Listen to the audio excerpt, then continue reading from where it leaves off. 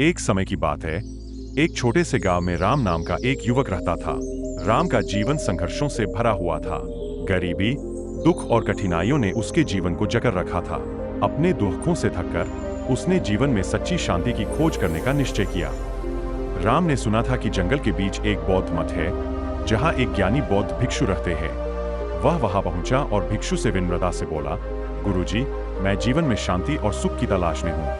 कृपया मुझे मार्गदर्शन दें। भिक्षु ने मुस्कुराते हुए राम को देखा और बोले, शांति तुम्हारे अंदर ही है, लेकिन इसे पाने के लिए तुम्हें अपने मन को समझना होगा।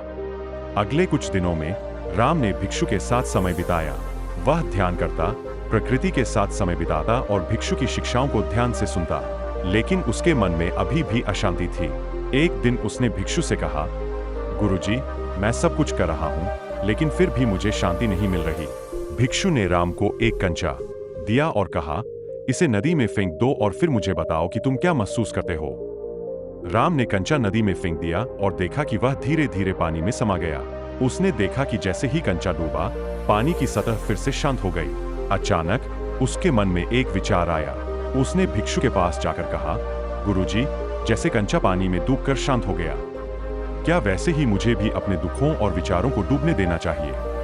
भिक्षु ने मुस्कुराते हुए कहा, बिल्कुल सही राम, जब तुम अपने दुखों और परेशानियों को अपने मन के गहरे पानी में समाने दोगे, तभी तुम्हारे मन की सतह शांत होगी। राम ने उस दिन से अपने मन के कंचों को धीरे धीरे नदी में फेंकना शुरू कर दिया।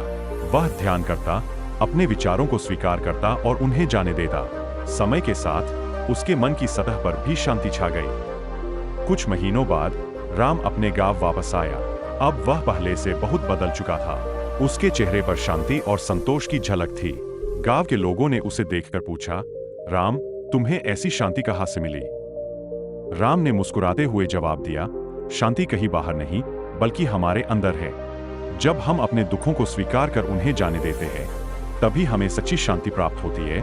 और इस तरह राम ने न केवल अपने जीवन में, बल्कि पूरे गांव में शांति फैलाई। इस कहानी से हमें यह सीखने को मिलता है कि जीवन की सभी परेशानियों का हल हमारे अंदर ही है।